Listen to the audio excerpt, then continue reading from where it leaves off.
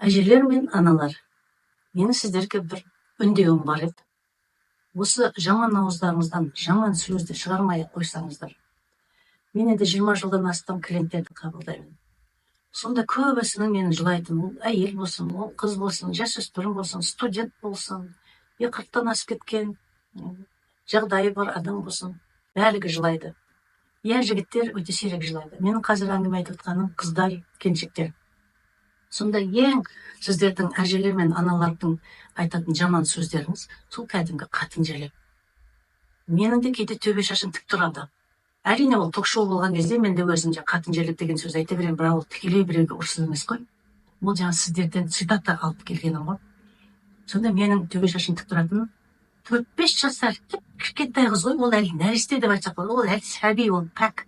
Сонда қалай 5 жасар қызға сіздер өзінің туған шешесі, өзінің кейде нағашы әжесі, кейде туған әжесі, қалай 5 жасар қызға жәлеп ананы алып кет, жәлеп ананы үйтіп кел.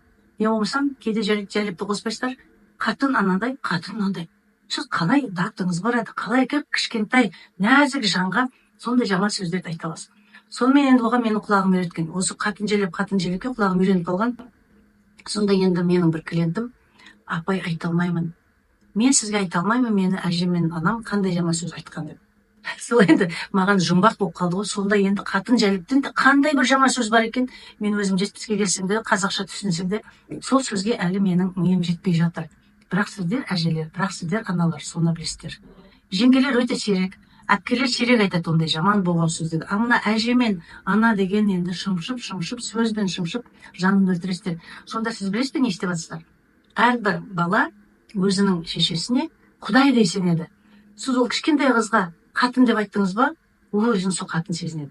Сіз сол кішкентай қызға жәлеп деп айттыңыз ба, ол ойланып қалады, бірақ енді мамам жәлеп деп айтты ғой. Онда мен сондаймын, онда мен сасық екенмін, мен пасық екенмін дейді. Сондықтан ол шынымен де ертең жүргіш қыз болып кетсе, онда сіз әже кінәсіз, сіз шешесі, сіз кінәсіз. Не дегенде сен сондай деп айттың, ал енді мамам сондай айтса, онда мен сондаймын деп сізге сенгендіктен саналы түрде, бейсаналы түрде ол қыз сол жезөкшелік жолға түсіп кетеді. Ал енді кейбіреу мүлдем басқа жолға кетіп қалады ғой. Ойбай, мынандай жаман сөздерді айтып жатыр. Мен ешқашан желеп болмаймын, мен ешқашан қатын болмаймын.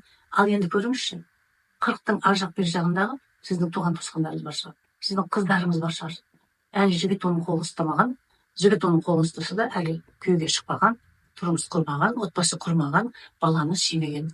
Сонда оны іздеп ширатып келсек, психоанализден ширату тарихта.